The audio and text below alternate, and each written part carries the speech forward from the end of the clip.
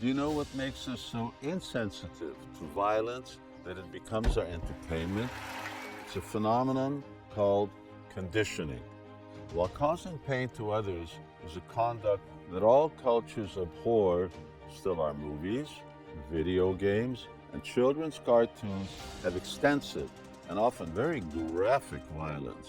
We consider it entertaining. Why? Because those media have gradually and systematically accustomed us to accept ever-increasing levels of violence as part of viewing life.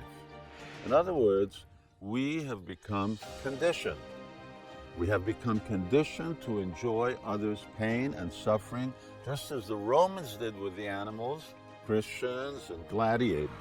The only difference is that we're not in a coliseum. And when we become conditioned to violence, we take on its trappings: foul language, offensive gestures, and attraction to weapons. My point is that conditioning makes humans gradually accustomed to a conduct that is actually foreign to them.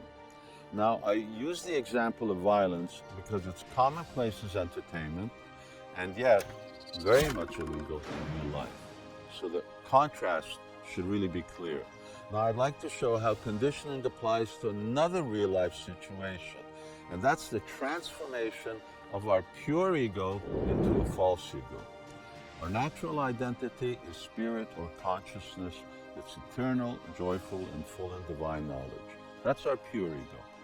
However, by association with matter, which is temporary, insensitive, and dull, we have increasingly identified with a form of matter that is the body that we inhabit.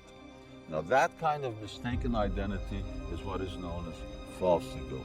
It's like gradually identifying with the clothes that you wear or the car that you drive. It does happen, but clearly it's a fool's paradise. And yet in a gradual, stage-wise progression, we have increasingly identified with our bodies and consequently forgotten our spiritual nature. What a calamity. Being conditioned to identify as a body, we then adopt other related misconceptions like our sex, our nationality, our color, and profession. And so we live in a fool's paradise, oblivious to the reality of who we really are. But, and this is the crux of this presentation, if you can become conditioned to identify with matter, you can also become unconditioned by re-identifying with spirit. We can regain our true ego. For that reason, the spiritual tradition of ancient India emphasizes the chanting of the Hare Krishna mantra, which is pure spiritual energy manifest in transcendental sound. By chanting that mantra and by connecting to its spiritual vibration through hearing, we gradually regain our spiritual nature and see our bodies for what they are, simply a covering for the soul. It's like waking up from a dream in which we envisage many things and identified with the subtle body. But a dream is illusion, and being awake is reality. So, if you too want to wake up and liberate yourself, then try chanting the mantra you see right here with me, and write it down and chant it 21 times, first thing in the morning. You'll see the result. You will feel the result, just like waking up. You ready?